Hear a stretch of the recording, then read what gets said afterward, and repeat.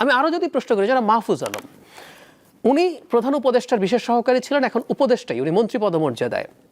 আমরা রাষ্ট্রের নাগরিক, আমার ট্যাক্সের টাকায় তার মানে যে বেতন হওয়া, সুযোগ সুবিধা সব হয়। আমরা কি জানি জনাব মাহফুজ আলমের কাজ কি? কেউ জানেন? প্রত্যেককে দেখবেন, প্রত্যেক উপদেষ্টার কোন বিষয়ে উপদেষ্টা ক্লিয়ারলি বলা আছে। আমাদের প্রধান উপদেষ্টার অনেকজন উপদেষ্টা আছে, আপনি দেখবেন প্রত্যেকে কি বিষয়ের উপদেষ্টা বলা আছে। জনাব মাহফুজ আলমের কি বিষয়ে উনি উপদেষ্টা এটা বলা নেই। বলা হয় ডিফ্যাক্ট উনি রাজনৈতিক উপদেষ্টা, আমি জানি না। তো এই যে ঘটনাগুলো ঘটছে এবং একটা পারসেপশন যে এই দলের পেছনে তারা আসলে কাজ করছেন।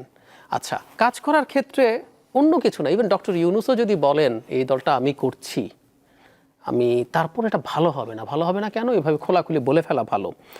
আমি মনে করি আমাদের এই সময়ে যদি ডক্টর ইউনূস দায়িত্ব না নিতেন, আমরা শেষ হয়ে যেতাম।